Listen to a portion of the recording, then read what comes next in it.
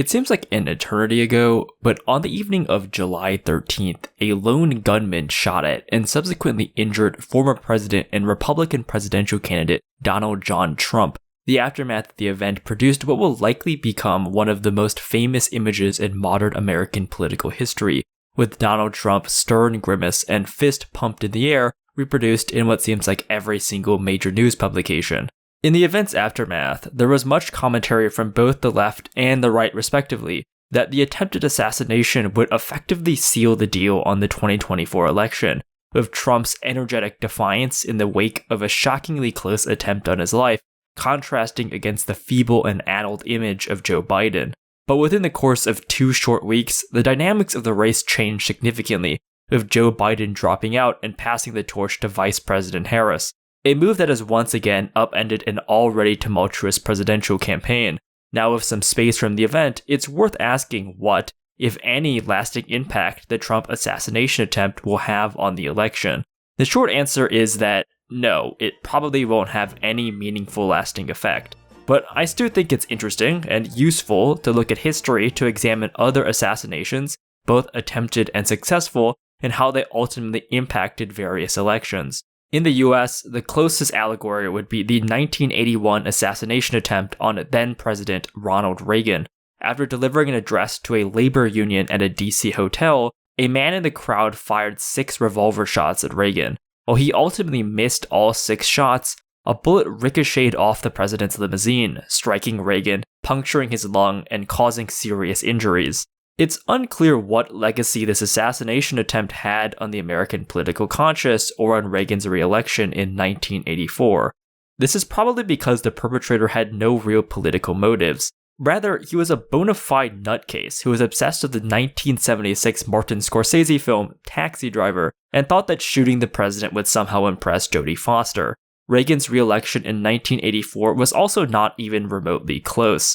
Reagan soared to a second term with a landslide 49-state electoral college win, losing only the District of Columbia and Minnesota. Reagan won with a more than 18-point lead in the popular vote. The only other real comparison in American politics was the 1912 assassination attempt on Theodore Roosevelt.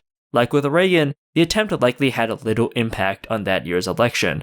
Roosevelt and the incumbent president William Howard Taft split the vote, allowing Woodrow Wilson to sail to an easy electoral college victory. The attempt on Theodore Roosevelt's life is more so remembered as one example of his machismo and larger-than-life persona, as he went on to give an entire 50-minute campaign speech with the bullet still lodged in his chest. The only example I could find of an election where an assassination attempt might have actually meaningfully influenced the result was in 2004 in Taiwan.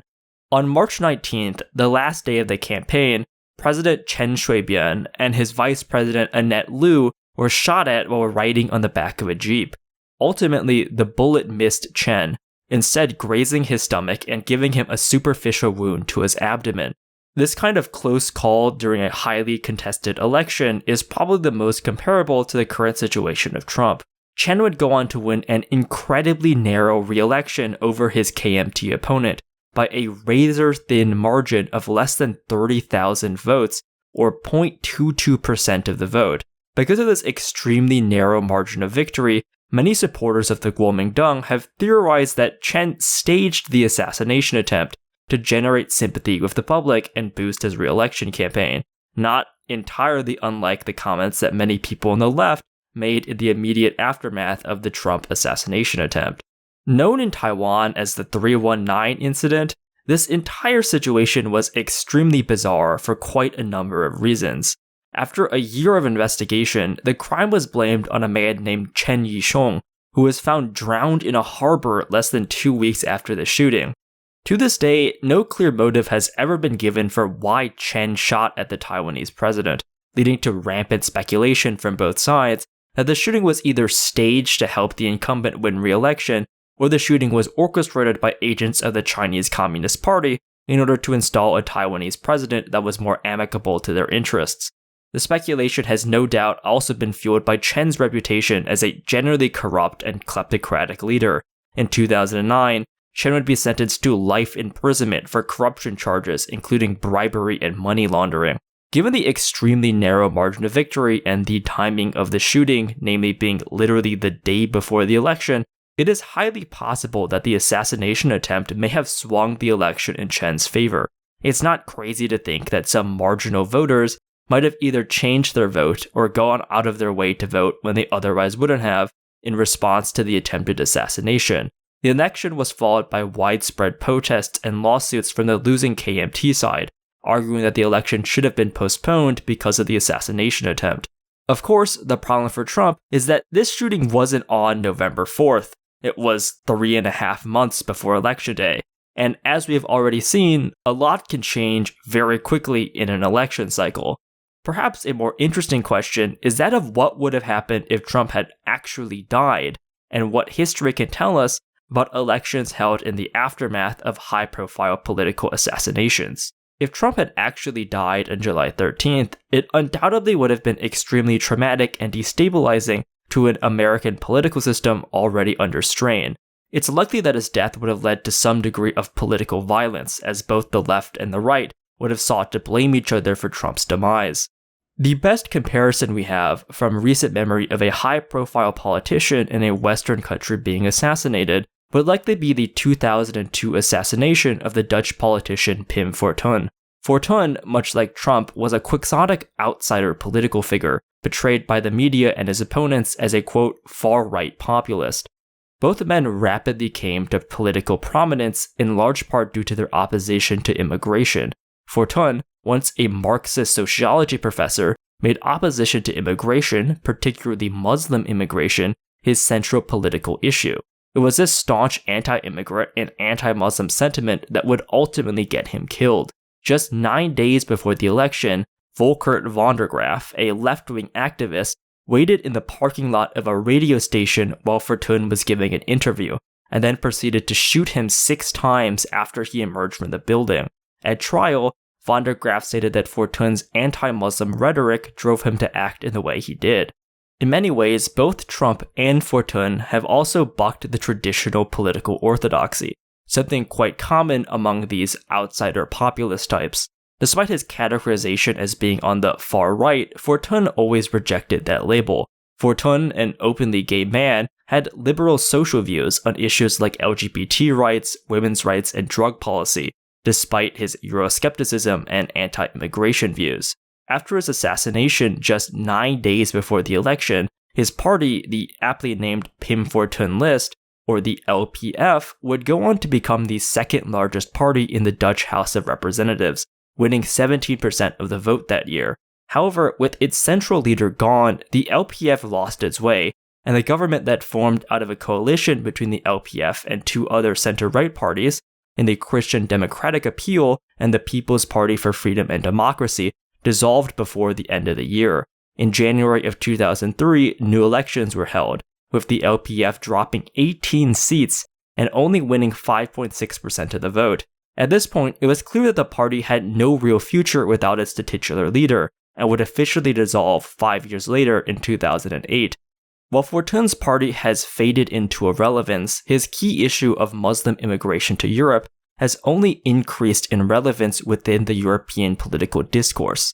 Fortuyn's mantle of a right-wing populism, or at least immigration skepticism, was picked up by Geert Wilders and his Party for Freedom, or PVV.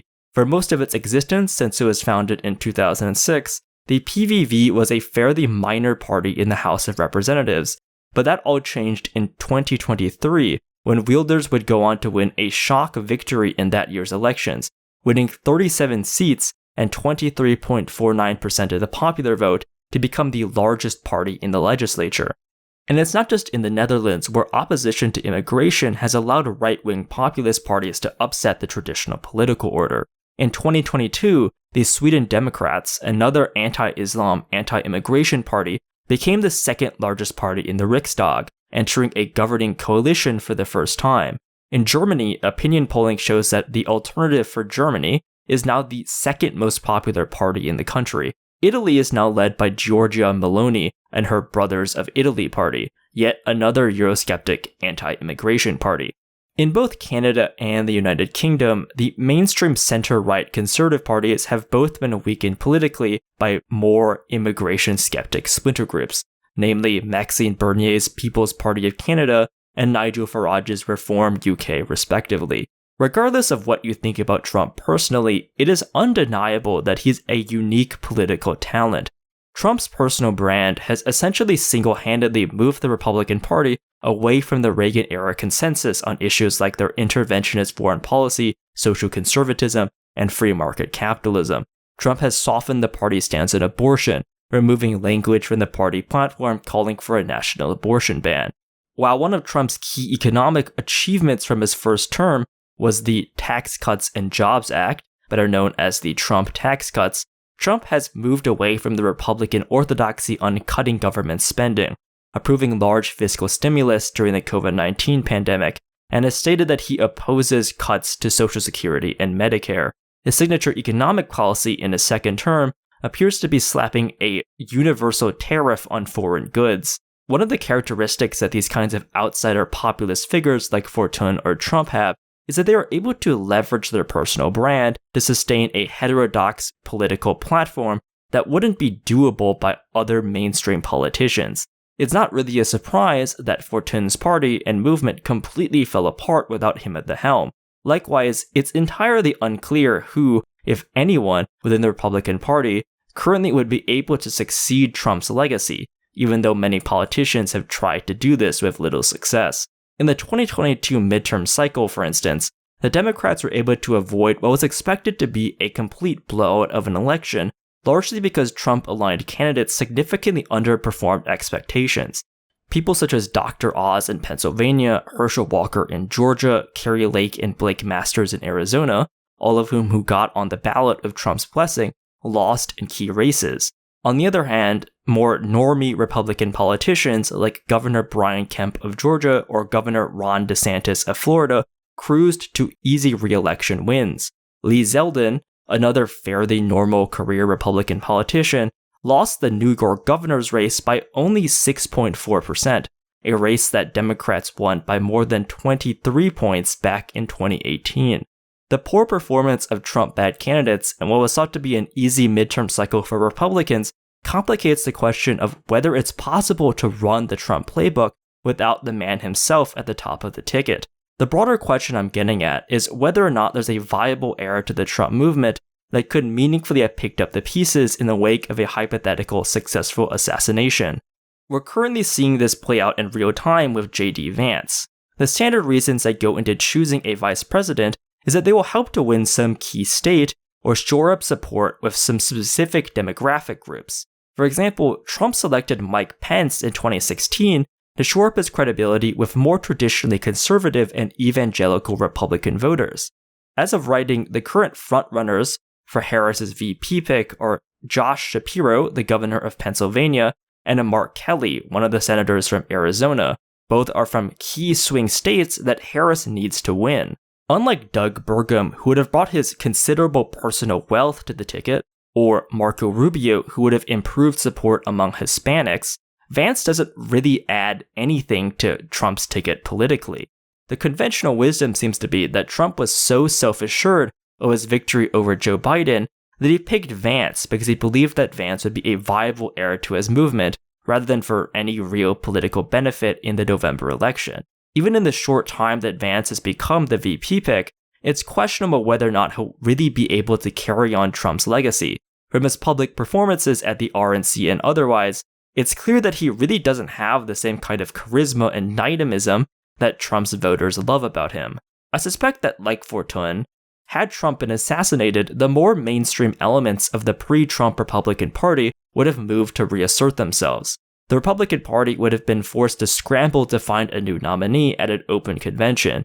And I suspect that as the person with the second most delegates, it's possible that Nikki Haley would have been able to rise from the ashes and insert herself as the Republican nominee. This kind of black swan event where Trump was somehow incapacitated or disqualified from running again is presumably why she continued her campaign even after it became apparent that she had no real chance of securing enough delegates to become the Republican nominee. By securing a small group of delegates to place her in second, it would give her the most legitimacy to swoop in the unlikely scenario that Trump was incapacitated and could no longer be the nominee. There's been this sense that 2016 among Republican Party insiders that they're all just kind of waiting around for Trump to wander off and leave the political scene. Most people assumed that his 2016 campaign was going to go up in flames, so everyone was circling around like a vulture jockeying for position in 2020. But we all know how that one played out. Trump beat all the odds to win an unlikely victory over Clinton.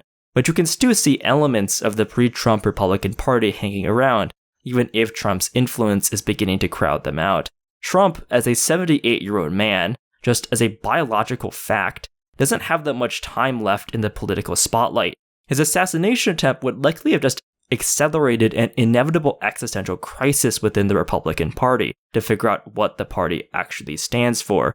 Because at the moment, it's not really clear what holds the Republican coalition together outside of a general distaste for Democrats. Even with Trump gone, the specific movement and constituency he represents would still remain a major force in American politics. Much like how the brand of anti-immigrant, anti-Muslim populism still remains a major force in Dutch and European politics more broadly despite Fortuyn's assassination. The question is a bit more complicated in the American case, as unlike in most European parliamentary democracies, it's not really viable to just go off and make some new political party. Ask Andrew Yang how that's going for him.